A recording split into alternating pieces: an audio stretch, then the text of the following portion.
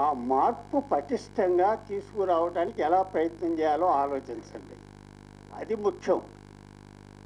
దీంట్లో రాజకీయ పార్టీలను కూడా, ఎందుకంటే రాజకీయాల్లో ఉన్నటువంటి నాయకుల్లో చాలామంది మంచివాళ్ళు ఉన్నారు. రాజకీయ పార్టీల్లో చాలామందికి ఇవాళ జరుగుతున్నటువంటి ఎన్నికల విధానం కానీ, ఎన్నికల ప్రక్రియ కానీ సమర్థించేటువంటి పరిస్థితిలో లేరు.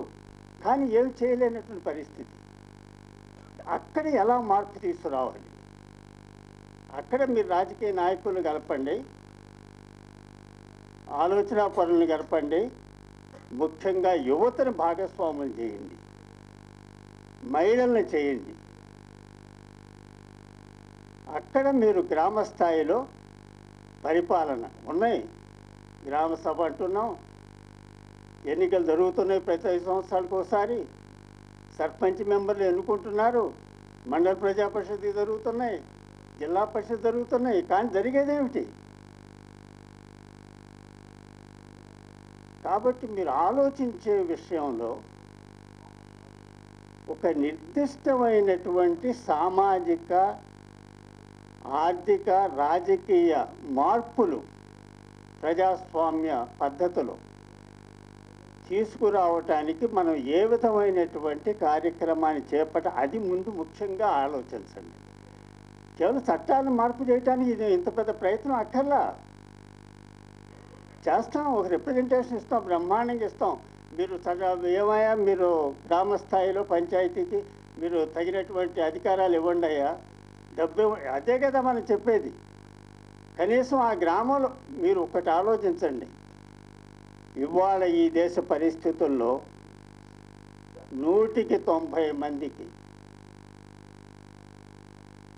ఒక పోలీస్ స్టేషను, ఒక ప్రైమరీ హెల్త్ సెంటరు, ఒక స్కూలు, ఒక జూనియర్ సివిల్ జడ్జి కోర్టు, ఈ 4 ఒక మండల్ ఆఫీస్, మండల పరిషత్ ఆఫీస్, ఈ 5 సక్రమంగా పనిచేయించగలిగితే 100కి 90 మంది సమస్యలన్నీ తీరిపోయినట్లే. ఈ 5 పనిచేయటానికి పాలనా యంత్రాంగం ఆ కింద స్థాయిలో సక్రమంగా పనిచేస్తే చాలు. అక్కడ రాజకీయ ప్రమేయం ఉందని కూడా మనం చెప్పలేం. ఎందుకు పనిచేయించలేకపోతున్నాం మనం? ఒక పోలీస్ స్టేషన్ని సక్రమంగా పనిచేయించలేము, ఓ ప్రైమరీ హెల్త్ సెంటర్ని సక్రమంగా పనిచేయించలేము, ఒక మండల ఆఫీసును సక్రమంగా పనిచేయించలేము, ఒక స్కూల్ని సక్రమంగా నడిపించలేము, ఆ స్కూల్లో పనిచేసేటువంటి టీచర్ని సక్రమంగా పాఠాలు చెప్పమని చెప్పలేము, ఒక డాక్టర్ని ప్రైమరీ హెల్త్ సెంటర్లో పనిచేయించలేకపోతున్నాం. వాటికి మీ చట్టాలు ఎందుకు? మీ రాజ్యాంగాలు ఎందుకు? జీతాలు తీసుకుని పనిచేసేటువంటి వాళ్ళు ఒక్కళ్ళు పని చేయకుండా, సరే రాజకీయవేత్తలు అయ్యా మేము 5 సంవత్సరాలకు ఒకసారి ఎన్నికలకు ఖర్చు పెట్టాలి, ప్రజల దగ్గరికి వెళ్ళాలి, ప్రజలేమో మాకు మా ఓటుకి ఏం డబ్బు ఇస్తామని అడుగుతున్నారు, మేము మరి ఎక్కడ తీసుకొచ్చి పెట్టేవి, మేము ఏదో సంపాదించుకుని మళ్ళీ తీసుకెళ్ళి ఎన్నికల్లో పోటీ చేయాలి కదా. వీళ్ళు జీతాలు తీసుకుని పనిచేసేటువంటి ఉద్యోగస్తులు ఈ మండల స్థాయిలో అందరూ కూడా అక్కడే ఎమ్మెల్యే గారు, ఎంపీ గారు పోయి పెద్ద దాంట్లో కూడా ఇంటర్ఫీర్ కాలేడు కదా. ఎందుకని ఒక మండల ఆఫీసర్ని మనం సక్రమంగా పనిచేయించలేకపోతున్నాం? ఎందుకు ఒక డాక్టర్ని ప్రైమరీ హెల్త్ సెంటర్లో పనిచేయించలేకపోతున్నాం? ఎందుకు పోలీస్ స్టేషన్లో సబ్ ఇన్స్పెక్టర్ని సక్రమంగా పనిచేయించలేకపోతున్నాం? వీటిని ఆలోచించండి. మీ సమస్యలు 100కి 90 మందికి సమస్యలన్నీ మీరు తీర్చినట్లే. ఈ చట్టాల రూపంలో ఎక్కడ మార్పు తీసుకొస్తారు మీరు చెప్పండి నాకు. ఇవాళ ఉన్న చట్టాలు చాలా బాగా వీళ్ళని సక్రమంగా పనిచేయించడానికి. కాబట్టి ఈ విషయాన్ని గురించి మీరు ముఖ్యంగా, ఎందుకంటే నేను కూడా లీగల్గా చెప్పొచ్చు అనేక విషయాలు, చాలు. ఇక మనం ఇది కాదు ఆలోచించవలసింది, ఉన్న చట్టాలని పటిష్టంగా అమలుపరుచుకొని పాలనా యంత్రాంగాన్ని సక్రమ పద్ధతిలో నడిపించటానికి ఏ విధమైనటువంటి చర్యలు మనం చేపట్టాలి అనేది ఆలోచిస్తే బాగుంటుందని సవినయంగా నేను మనవి చేస్తున్నాను. అందరికీ నమస్కారం. పెద్ద లక్ష్మణరావు గారు కల్పించిన ఆవేదన మన అందరి మనస్సుల్లో ఉన్నది. కానీ సమస్య ఏంటంటే ఈ చక్కటి ఆశ నెరవేరడానికి ఎలాంటి ఏర్పాట్లు కావాలి? మానవాళి చరిత్ర మొత్తంలో సమస్య ఇదే. 2000 ఏళ్ల క్రితమైనా 3000 ఏళ్ల క్రితమైనా కూడా మన జీతం డబ్బులు తీసుకునే వాళ్ళు, మన కోసం పనిచేసే వాళ్ళు ఎట్లా పనిచేయాలి అదే సమస్య. ఆ బండివాడి సమస్య కూడా అదే గిరీశం గారు చెప్పినప్పుడు గురజాడ గారి కావ్యంలో. కాబట్టి మనందరికీ తెలుసు, ఒకటి చైతన్యం, 2 ఆ చైతన్యానికి తగ్గట్టుగా ప్రజాభిప్రాయానికి మంచి పాలన తగినట్టుగా ఒక చట్టం. ఇప్పుడు మనం ప్రధానంగా మా 4 అంశాలు కూడా ఈ చట్టానికి సంబంధించినవి, రాజ్యాంగం కావచ్చు, ఇవన్నీ కావచ్చు. ఆ తరువాత చట్టం, ఆ తరువాత విధానం, ఆ తరువాత అమలు. చైతన్యానికి తగ్గట్టుగా చట్టం లేకపోతే దేశంలో ప్రజల ప్రవర్తనను మనం శాసించలేం. అంచేత ఈ ఆవేదనకి రూపం ఇవ్వడం కోసం ఈవేళ కీలకమైన ప్రయత్నం ఏది? ఖచ్చితంగా ఒట్టి చట్టాలే సరిపోవు, చట్టాలు కావాలి. ఒట్టి చట్టాలే చాలవు, దాన్ని సద్వినియోగం చేసుకోవాలి. కానీ ఇవి లేకుండా మనకేది జరగదు. సదాశయాలతో మనకి ఫలితాలు రావు. ఈవేళ 2G స్పెక్ట్రమ్కి ఇష్టం వచ్చినట్టు లైసెన్స్ కాకుండా, లంచం కాకుండా ఒక కంపల్సరీగా ఆప్షన్ జరుగుతోంది అని చెప్పంటే ఈ చట్టాన్ని మనం ఏర్పాటు చేసుకున్నాం. కాబట్టి లోక్సత్తాయి సుప్రీంకోర్టుకు వెళ్ళి వాదించి ఆ 122 లైసెన్స్ని క్యాన్సిల్ చేయించింది. కాబట్టి ఇప్పుడు విధిగా ఒక కాంపిటీషన్ ద్వారా లంచం లేకుండా ఏర్పాటు చేయడానికి మార్గం వచ్చింది. ఆ చట్టం లేకుండా మీరు మంచిగా ఉండండి అని చెప్పంటే వాడు ఉండడు, మనం చెప్పినా ఉండడు. వాడేమంటాడు, నా పార్టీకి డిఎంకే వాడో, ఏడీఎంకే వాడో, కాంగ్రెస్ వాడో, మరో పార్టీ వాడో నా పార్టీకి నేను డబ్బులు ఇవ్వాలి కదా, నేను మంత్రిగా అయినందుకు, వాడు ఎన్నికల్లో పోటీ చేయరు, నన్నేం చేయమంటావు అని వాడు ఉపయోగించుకుంటాడు. ఇవాళ ఉపయోగించే అవకాశం తీసేయాలి. ఈ నేపథ్యంలో పెద్దలు మాధవరావు గారు.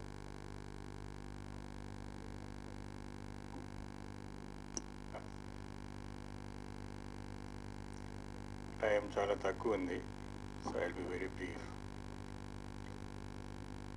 మంచి పరిపాలన రావాలి అనేదానికి ఎవరి వల్ల వస్తుంది, ఏ రకంగా చేస్తే వచ్చిందనే అంశం మీద నేను 2-3 మాటలు చెప్తాను. ఇందులో ప్లేయర్స్ ఎవరు? ఇప్పుడు బ్యాడ్ గవర్నెన్స్ ఉండటానికి కానీ, అది తీసేసి మంచి గవర్నెన్స్ రావాలంటే ప్లేయర్స్ ఎవరు? Political leaders, public servants, the judiciary, media, and according to me the most important, civil society. ఈ సివిల్ సొసైటీ మీటింగే ఇది. ఒక్కొక్కళ్ళు ఏం మంచి పనులు చేస్తున్నారు, ఏం చెడు పనులు చేస్తున్నారు, ఒక్కొక్క ఆర్గనైజేషన్ గురించి ఒక ఎగ్జాంపుల్. జేపీ గారు చెప్పారు ఒక కలెక్టర్ గారు ఎలా ప్రవర్తించారని. ఇంకొక కలెక్టర్ గారు ఒక school teacher, tribal school teacher పోయి మా ప్రాంతంలో స్టార్వేషన్ డెత్లు అవుతున్నాయంటే నాకు అలాంటి డేటా లేదని అంటే, ఈ try to explain again and again, you don't know how to behave with the collector అని అతను సస్పెండ్ చేసేసాడు. చేసిన పాపం ఏంటంటే మా ప్రాంతంలో కరువు చావులున్నాయి. ఒక ఆయన పబ్లిక్ హాలిడే అన్నాడు, ఇంకొక ఆయన కొంచెం దూరం పోయాడు ఇలాంటి సంస్కృతిలో. ఒక సోదరి 13 ఏళ్ళలో గ్యాంగ్ రేపు గురైనమ్మక ఫ్యామిలీ డిజోన్ చేస్తే, నాలాంటి వాళ్ళు ఎంతోమంది ఉన్నారు, వాళ్ళకి సేవ చేయాలని సెక్స్ వర్కర్స్ని రిలీజ్ చేసి రిహబిలిట్ చేయడానికి 20 సంవత్సరాలుగా ప్రయత్నం చేస్తుంది. ఏదో షెడ్లో వాళ్ళని పెడితే ఆ షెడ్ ఆయన ఖాళీ చేయమన్నాడు. జిల్లా collector government land on payment of cost ఇస్తూ ప్రపోజల్ పంపించాడు. ఒక చీఫ్ సెక్రటరీ లెవెల్ ఆఫీసర్ అది ఆమోదించాలి. నేను వారి పని చూసి ఆమె చెప్పిన కథలు విని ఏడుపు భరించలేక బయటకు వచ్చాను. స్వయంగా తెలిసినాక ఆమె యొక్క సర్వీస్ ఆయనకు ఫోన్ చేసి, నాకు తెలుసు ఈమె చాలా సిన్సియర్ వర్కర్, వస్తుంది, డబ్బు కడుతుంది, ప్రైవేట్ ల్యాండ్ ప్రాబ్లమ్స్ వస్తున్నాయి చుట్టుపక్కల అని పంపించండి అన్నారు. ఆమె పోతే సెక్స్ అర్జ్ అనేది పుట్టుకతో వచ్చింది, దీని మీద నువ్వు యుద్ధం చేస్తున్నావేంటి, అట్లాంటి పనికి నన్ను సాయం చేయమంటావేమిటి అన్నారు. ఇది అధికారుల యొక్క అహంకారం,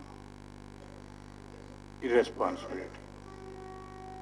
ఇప్పుడు జేపీ గారు చెప్పారు పాలిటీషియన్స్ అంతా చెడ్డాళ్ళు అంటే, ఒక ఎగ్జాంపుల్ నాకు ఎంపీ గారు చెప్పారు, సాటర్డే నైట్ లేటుగా వచ్చి పడుకున్నారు, సండే మార్నింగ్ 6 గంటలకు బెల్లగొట్టే ఆయన లేపాడు. ఏమిటంటే నా పందులు పోయిన ఎంపీ గారు అని చెప్పాట. నేనేం చేస్తానంటే, మరి మా ఎంపీ గారు మా ఓటు తీసుకున్నారు, మీరు చేయకపోతే ఎవరు చేస్తారా? కలెక్టర్ గారు ఏమో హాలిడే అంటారు, ఎంపీకి హాలిడే ఉందా, ఎమ్మెల్యేకి హాలిడే ఉందా? వాళ్ళు ఇంకెన్ని తప్పులు చేస్తున్నారో వేరే సంగతి. పబ్లిక్ సర్వెంట్ అనే దానికి అర్థం వాళ్ళకి తెలిసినట్టు మాకు తెలియదు. ఇది మనం గుర్తుంచుకోవాలి. మరి తెలియనప్పుడు అలా ఊరుకుంటామా? జ్యుడిషియరీ గురించి ఒక ఎగ్జాంపుల్. ఒక lecturer, professor, he was teaching in medical college Nellore, Kakinada, Karimnagar, all at the same time. So medical cancer వాళ్ళు అతని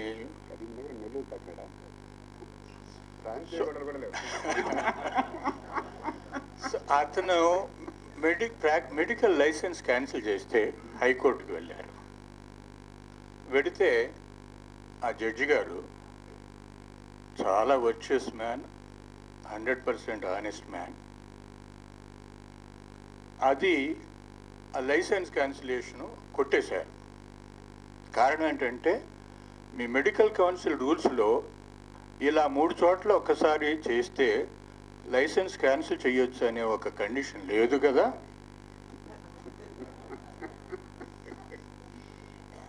నాకు తెలిసినాను కాబట్టి అన్నాను, ఏమయ్యా ఈ 3 చోట్ల వాడు తీసేసాడని నీకు తెలుస్తే నమ్మకం ఉందా అంటే, హెలికాప్టర్ పెట్టుకున్నాడని అడగచ్చు కదా నువ్వు అది ప్రూవ్ చేసే వరకు ఉండొచ్చు కదా. ఇది ఎందుకు క్యాన్సిల్ చేయాలంటే, నేను చెప్పాను కదా వాళ్ళు యాక్షన్ తీసుకోమని అంటాడు.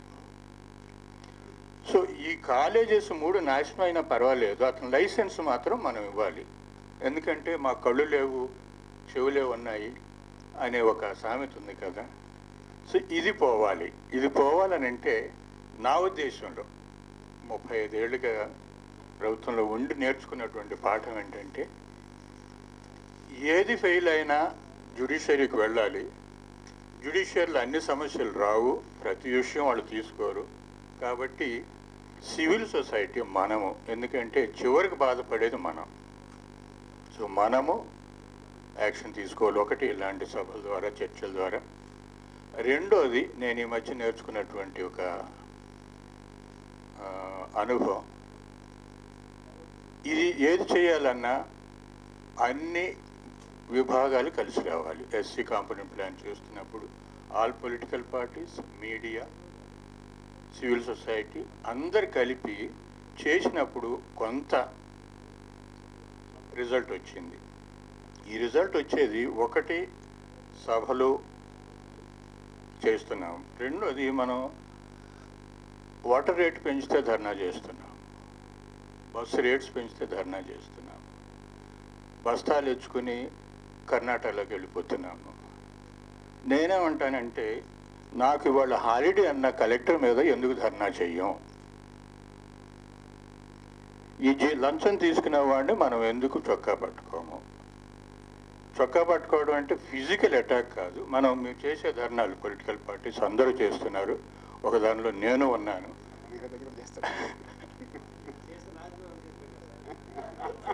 సో ఇది బేసిక్గా నేనేమంటానంటే, మనం పోయి అయ్యా నువ్వు సెలవని అన్నావా, ఒక స్త్రీ వస్తే ఇలా నువ్వు మాట్లాడావా అని ఆఫీస్కి వెళ్ళొద్దు. మనం ఆయన ఇంటికి వెళదాము, ఈ 40 మంది వెళదాం. మీరు చూడండి రిజల్ట్ ఎలా ఉంటుందో. సిగ్గుపడి చస్తాడు వాడు. ఇంకొక ఎగ్జాంపుల్, పర్సనల్గా నేను చేసి అని చెప్తున్నాను. ఒక అధికారి 6 నెలలు చెప్పితే చేయలే. సో నేను అన్నాను, ఇవాళ ఆఖరి రోజు, ఇవాళ చేయకపోతే రేపు 400 మందిని తీసుకుని నీ ఇంటికి వస్తానన్నాను. ఐ డోంట్ డిజర్వ్ ఇట్ అన్నాడు. అది ప్రజలు తెలుసుకుంటారు, స్ట్రీట్లో తెలుస్తాను నేను అంటే 6 గంటల్లో ఆ పని చేశాడు. ఇది మనం చెయ్యాలని నా మనవి. Thank you. Thank you Madhavarao గారు. సమస్య ఏంటంటే మాధవరావు గారు, దీనిలో చిన్న పనికి ప్రతిసారి 100 మంది వీళ్ళు లేకపోతే మా నారాయణ గారు జైలుకి వెళ్ళో చేయాలని చెప్పంటే ధర్మం కాదు. 10 చెయ్యండి చాలు, ఇంకా మిగిలిన చేద్దాం. నా మనవి ఏంటంటే అల్టిమేట్గా అది వ్యవస్థలో జరగాల్సిన పని జరిగే రీతిలో జరగడం కోసం ఏర్పాట్లకు దారి తీయకపోతే చిన్న పనికి సామాన్య ప్రజలు రోజు కూడా జీవితంలో వాళ్ళకి భార్య బిడ్డలు లేకపోతే భర్త బిడ్డలు వాళ్ళ జీవితంలో కష్టాలు సుఖాలు బాధలు లక్ష ఉన్నాయి. ఇవన్నీ వదిలేసి పొద్దున్న సాయంత్రం దాకా రోడ్డు మీద కూర్చోమని చెప్పంటే ఎవరికీ సాధ్యం కాదు. మనందరికీ తెలుసు, ఇక్కడున్న వాళ్ళు చాలామంది జీవితంలో చాలా త్యాగాలు చేసిన వాళ్ళు. But there is a limit to human energy. మనం పన్నులు కట్టి మనం కూర్చోబెట్టి పనులు చేయండి రా అని చెప్పంటే పెద్దానికి రోజు ఉద్యమాలు చేయాల్సిన పరిస్థితి వస్తే ఎక్కడో ఫెయిల్ అయిపోయాం. కాబట్టి ఉద్యమాల రోజు అవసరం లేకుండా మామూలుగా చకచకా పనులు అయ్యే పని ఎట్లా చేయాలని చెప్పన్నది ప్రొఫెసర్ సూరి గారు, తర్వాత టంకసారి అశోక్ గారు ఇస్తుంది. ఒకటేంటంటే రాజకీయాలు అనేవి మనకు ఎక్స్టర్నల్గా అనేది చూడకుండా ఒక ఎమినెంట్ క్రిటిక్ కూడా ఒకటి చేసుకోవాలి.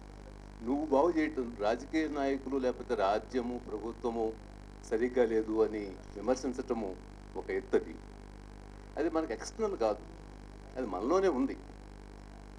అందువల్ల ఆ ఇమ్మినెంట్ క్రిటిసిజం ఎట్లా క్రిటిక్ ఒకటి ఎలా ఆఫర్ చేస్తామనేది బహుశా లక్ష్మణరావు గారు మాట్లాడిన దాంట్లో వాటి మధ్య వైరుధ్యం లేదు. అసలు ఆయన చెప్పినటువంటిది నేను కూడా రెండు ఒక అవినాభావ సంబంధం కలిగి ఉన్నాయి రెండింటి మధ్య మీరు చెప్పినటువంటి విషయాలు. ఎందుకంటే ఈ స్థానిక సంస్థలు కానీ లేకపోతే అధికారాలు మాకు ఇవ్వండి, నిధులు ఇవ్వండి, మీరేం చేస్తున్నారు? మీరేమైనా డబ్బులు మొబిలైజ్ చేస్తున్నారా? ప్రజల పాత్రను పెంచుతున్నారా? స్థానిక సంస్థలు పెంచినాయా? గత 30 ఏళ్ళు ఏమాత్రం పెంచినాయి? పన్నులు వసూలు చేస్తున్నారా స్థానికంగా? నువ్వు నాకు డబ్బు ఇవ్వు, నేను ఖర్చు పెడతా, నువ్వు నాకు అధికారిని ఇవ్వు, నేను ఉపయోగించుకుంటా. ఇది స్థానిక సంస్థల యొక్క స్ఫూర్తికి విరుద్ధం. ఇది పాశ్చాత్య ప్రజాస్వామ్యాల్లో స్థానిక సంస్థలు అవి పరిణామం చెందినటువంటి తీరు ఏమిటంటే అవి లోకల్ ఇనిషియేటివ్ తీసుకొని వాళ్ళ పార్టిసిపేషన్ ద్వారా వాళ్ళ నిధులను వాళ్లే ఉపయోగించుకొని మరింత టౌన్ హాల్ మీటింగ్స్ పెట్టుకొని ఒక టౌన్ హాల్ కల్చర్ ప్రతి పౌరుడు పాల్గొని కాంట్రిబ్యూట్ చేసి ఆ డబ్బుని ఖర్చు పెట్టుకోవటం అనేటువంటి అది అక్కడ ఒక ఇమినెంట్ క్రిటిసిజం మనము చేయకుండా నువ్వు డబ్బులు ఇవ్వు, నువ్వు విధులు ఇవ్వు, అది అవసరం. మీరు చెప్పినటువంటివన్నీ చాలా అవసరం. అవి అట్ ద సేమ్ టైం సైమల్టేనియస్గా ఒక రెండో సైడ్ కూడా అది ధైర్యం చాటం లేదు అనుకోండి. చాలా మందికి ఆ విమర్శ పెట్టడానికి ధైర్యం చాటం లేదు. స్థానిక సంస్థలు దాంతో చాలా సమస్యలు ఉన్నాయి. ఒక రకంగా కేంద్రీకరణ మంచిది, వికేంద్రీకరణ కూడా అవసరం. ఈ రెండు యాక్చువల్ విరుద్ధం కాదు. సో కేంద్రీకరణ ఎక్కడ జరగాలి, వికేంద్రీకరణ ఎక్కడ జరగాలి అన్నటువంటిది పూర్తి వికేంద్రీకరణ జరిగితే అక్కడ మళ్ళా స్థానిక రాజకీయ నాయకులు, స్థానిక అధికారులు రాష్ట్ర రాజకీయాల కన్నా, రాష్ట్ర అధికారుల కన్నా భిన్నంగా ఉన్నారా? వాళ్ళు అవినీతి పరులే, వాళ్ళు భూస్వామ్య వ్యవహారాలు ఉన్నాయి. అక్కడక్కడ వాళ్ళ మధ్య వాళ్ళ తేడాలు, తగాదాలు, స్పర్ధలు చాలా ఉన్నాయి. సో అదే ఇది గ్రామం లేదా వార్డు కూడా ఒక దేశ రాజకీయాల యొక్క మైక్రోకాజమే, అదేమి భిన్నంగా ఏమీ లేదు. అక్కడ కూడా మనం ఒక పరివర్తన తీసుకురాకపోతే ఆ పరివర్తన అనేది ఇమ్మనెంట్గా అదే ఎక్స్టర్నల్ ఏజెంట్స్ వచ్చి పరివర్తన చేయటం కాకుండా నా అంతటి నేను పరివర్తన చెందటం అనేటువంటిది ఆలోచన అది ఒక భూమికగా పనిచేస్తుందేమో. ఇటువంటి మీరు చెప్పినట్లుగా ఒక నిర్దిష్టమైనటువంటి సూచనలు చేయడానికి ఒక భూమికి కూడా అవసరం అవుతుంది ఎక్కడో. లేకపోతే అందరూ మంచి మాటలు చెప్తున్నారు ఇక్కడ కూర్చున్న వాళ్ళందరూ, ఎవరు చెడ్డ మాటలు, అందరికీ అవినీతి పోవాలి, ప్రజలకు సాధికారత కావాలి అన్నటువంటి వాడు ఒక్కడున్నాడా భారతదేశంలో? అది పెద్ద అవినీతి పరుడు కూడా ఈ దేశంలో అవినీతి పోవాలి, అవినీతి అందం కావాలి. ఎవరండి మాట్లాడింది? అందువల్ల అవినీతి పోవటం, అవినీతి అంతా మీరు దానికి సంస్థాగతమైనటువంటి ఏర్పాట్లు కావాలి. చట్టాలు చేసుకున్నారు. లక్ష్మణరావు గారు అన్నారు చట్టాలు అమలు కావు. ఎక్కడ ఉన్నది? మా ఊళ్ళో ఒక సామెత చెప్పేవాళ్ళు నా చిన్నప్పుడు, అందరూ శ్రీ వైష్ణవులే, గంపలో మాత్రం రొయ్యలు కనపడటం లేదు అని. చక్కగా ఏ ఎంపీని కదిలించినా, ఎంపీలు మన ఓట్లను అంటున్నాము 1000 రూపాయలు తీసుకొని ఓటు వేసండి, ఎంపీలు అమ్ముడుపోవటం లేదా? ఎంతమంది ఎమ్మెల్యేలు అమ్ముడుపోయినటువంటి ఎమ్మెల్యేలు ఉన్నారు మన అసెంబ్లీలో? అందువల్ల అమ్ముడుపోవటం అనేది డబ్బు కోసం కాదు. డబ్బు కోసం అమ్ముడుపోయేవాళ్ళు అదొక జాబితా. వాళ్ళ బెనిఫిట్స్ కోసము, బెనిఫిట్స్ ఆశించినటువంటి, వ్యక్తిగత బెనిఫిట్స్ ఆశించినటువంటి ఎమ్మెల్యేలు ఎంతమంది మన అసెంబ్లీలో, మన పార్లమెంట్లో? అందువల్ల స్వార్థం అనేది అందరిలోనూ ఉన్నది. సమస్య ఏంటంటే దాన్ని తగ్గించడం ఎట్లా అనేటువంటి. అందువల్ల అక్కడ కూడా ఈ రెండవ అంశంగా అనుకుంటున్నాను. ఇప్పుడు ప్రొఫెసర్స్లో చాలా పెద్ద అవినీతి ఉన్నది, డాక్టర్స్లో ఉన్నది. మన ప్రొఫెసర్స్ మా స్కేల్ ఉన్నటువంటి వాళ్ళు బిజినెస్ క్లాస్లో ట్రావెల్ చేయొచ్చని రివైజర్ పే స్కేల్స్ ఇస్తే అందరూ బిజినెస్ క్లాస్లో ట్రావెల్ చేశారు 3 నెలల పాటు. యూనివర్సిటీలు భరించలేకపోయినాయి. మళ్ళీ అప్పుడు జియో ఇచ్చి కాదు ఎకానమీ క్లాస్లో ట్రావెల్ చేయాలన్నారు. సో అసలు ఒక విశ్వవిద్యాలయాలు కదిలిస్తే వైస్ ఛాన్సలర్స్ డబ్బులు మూటలు పెట్టుకొని మరి ముఖ్యమంత్రుల దగ్గరికి వెళ్ళి పదవులు తెచ్చుకుంటున్నారు కదా. సమస్య ఏమిటంటే నేను అనుకోవటము, నువ్వు బాగుండు, నువ్వు నా పని చేసి పెట్టు, నేను మాత్రం ఇట్లే ఉంటాను అనే ఒక ధోరణి బహుశా ఒక ఎవరిని మనం విమర్శిస్తాం? అమూర్తంగా తిట్టినంతకాలం బాగానే ఉంటుంది. అవినీతి పోవాలి, అవినీతి రాజకీయాలు అంతం కావాలి, వికేంద్రీకరణ జరగాలి. కానీ నువ్వు అవినీతి పరుడు అని చెప్పే ధైర్యం చాటం లేదండి. అవినీతి పరుడు నాకు ఎదురైనప్పుడు, సార్ బాగున్నారా, అందరూ ఇక్కడ వచ్చినటువంటి మీడియా వాళ్ళందరూ ఎవరు వస్తే పరిగెత్తుకుంటూ వచ్చి క్లాపులు తీస్తారు. ఈ దేశంలో అది గొప్పగా పాపులారిటీ ఉన్నటువంటి రాజకీయ నాయకులు ఎవరు? ఎవరికి 50% ఓట్లు వస్తున్నాయి? తెలియదా వాళ్ళు ఎటువంటి వాళ్ళు? మనం పేరు పెడితే ప్రమాదం. అది పేరు చెప్తే అమూర్తంగా మీరు తిట్టండి, ఎంత తిట్టినా ఎవరికి సమస్య లేదు. నువ్వు పేరు చెప్పాడు, ఒక్క రాజకీయ నాయకుడి పేరు చెప్పండి, రాజకీయాలు మొత్తం భ్రష్టు పట్టినాయి అని మనం అంటున్నాం. నువ్వు భ్రష్టు పట్టావు అని ఒక్కడిని మనం అనగలిగినటువంటి ఎదురుపడినప్పుడు ధైర్యం చాలటం, నాకు కూడా చాలటం లేదు, నేను ఎవరినూ అనటం లేదు. ఒక భీతి, ఏమో రేపు ఇతనితో నాకు అవసరమేమో, ఏమో నాకు ఎందుకు అతనితో తగాదా, నా దోవని తల ఉంచుకొని నా పుస్తకాలను చదువుకుంటున్నాను. ఒక భీతి వచ్చిందండి. ఆ భీతి అది పోనంత కాలము కష్టం. దీన్ని చెప్పవచ్చు మనం మ్యాక్సిమం ఏమంటే, నా వరకు నేను బాగానే ఉన్నాను కదా, కొంతవరకు ఏదో నెట్టుకొస్తున్నాను, అవకాశాలు నేను కూడా ఉపయోగించుకుంటే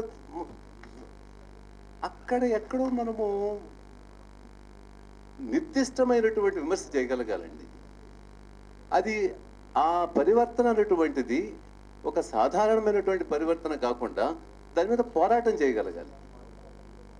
అక్కడ మనము అది ఎలా చేయాలి అన్నటువంటి, నాకైతే అది కొత్త రాజకీయ పార్టీ రావాలా, ఒక రాజకీయ పార్టీగా మీరు ఒక లోక్సత్తాగా వీళ్ళందరినీ మిమ్మల్ని నేను అసెంబ్లీలో చూశాను, మీరు దీని మీద మాట్లాడారు. ఒక పార్టీ తెలుగుదేశం వాళ్ళు కాంగ్రెస్ని తిడతారు, మీరంతా భ్రష్టు పెట్టిపోయారు రాజకీయ అవినీతి పరులని. కాంగ్రెస్ వాళ్ళు మీకు నైతిక అధికారం లేదు, మీరు మాకన్నా కరప్ట్ చేశారు, మీరున్నప్పుడు తినలేదా, మేము తింటే మీకు వచ్చిందా? ఇద్దరిద్దరు తిట్టుకుంటారు, ఇంతవరకు ఎవరు శిక్ష పడదు. మీరు ఈ మాట 2-3 సార్లు మీరు అసెంబ్లీలో అన్నారు. కానీ మళ్ళా అందరిలో పరివర్తన ఒకేసారి సాధ్యమా? ఒకరి మీద పోరాటం చేయకుండా వీళ్ళందరినీ కలుపుకొని, అందరిలో అందరు మంచి వాళ్ళు ఉంటారు, అందరిలో చెడ్డ వాళ్ళు ఉంటారు అనే మాట, అందరు చెప్పిన వాటిలో కాస్త సత్యం ఉంటుంది, అందరు చెప్పిన దాంట్లో అసత్యం ఉంటుంది అన్నటువంటిది ఇది ఒక విశ్వసూత్రం. అది పాయింట్ ఏంటంటే, ఆ నిర్దిష్టంగా అమూర్తమైనటువంటి విమర్శ కాకుండా ఒక నిర్దిష్టమైనటువంటి విమర్శ చేయటం ద్వారా వీటిని పరివర్తన చేయగలిగినటువంటి పరిస్థితి ఒకటి.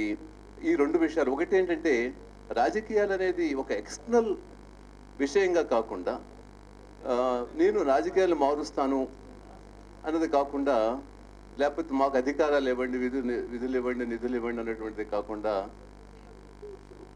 ఒక ఎమినెంట్ క్రిటిసిజము. అది ఏ గొప్ప ఉద్యమమైనా ప్రపంచంలో చరిత్రలో గొప్ప పరివర్తన అన్నటువంటిది కేవలం రాజకీయ తలంలోనే రాల.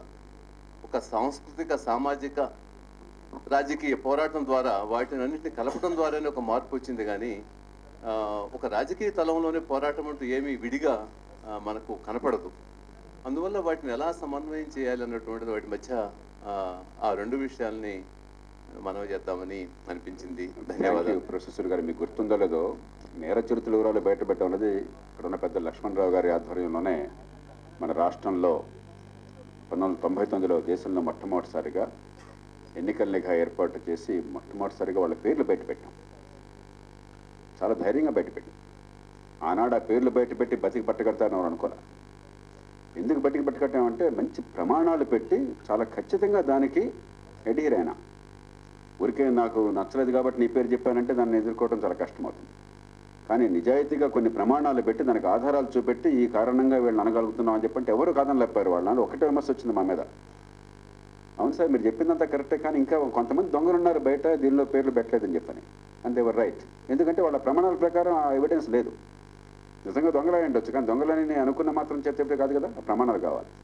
చివరి సుప్రీంకోర్టులో కూడా పోరాటం చేసి నేర చరిత్రల వివరాలు బయట పెట్టేందుకు చట్టం కూడా వచ్చింది.